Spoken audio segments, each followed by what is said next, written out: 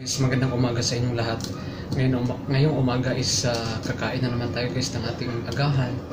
So, ang na-prepare ko lang ng aking agahan is itong dalawang piraso ng kamote. So, ito po ang ating agahan ngayong umaga.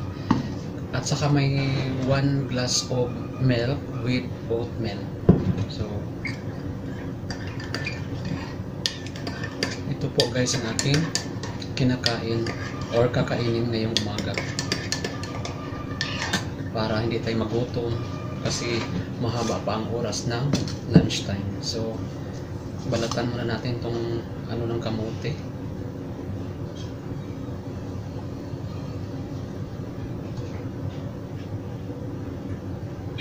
Matagal na rin kasi akong hindi nakabili ng kamote, so sabi ko itry ko siya paminsan-minsan.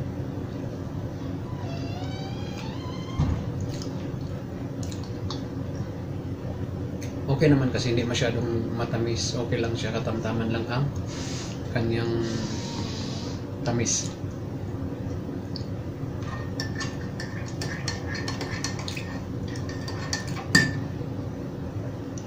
Doon sa amin guys sa Pilipinas, ang laki ng mga kamote, kulay dilaw at saka pula. Ito is parang kulay orange ata to. May orange din yata sa Pilipinas, no? Pero yung kulay puti talaga na napakaraming napakalaki yun. Yun po ang aming tinatanim dati.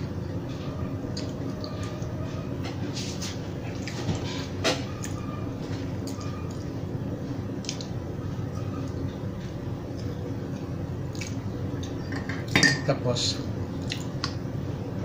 partner ng gatas na may oatmeal.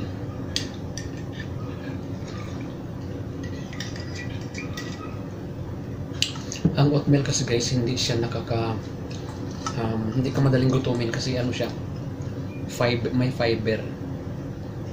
Malaking beneficious na makukuha natin sa oatmeal.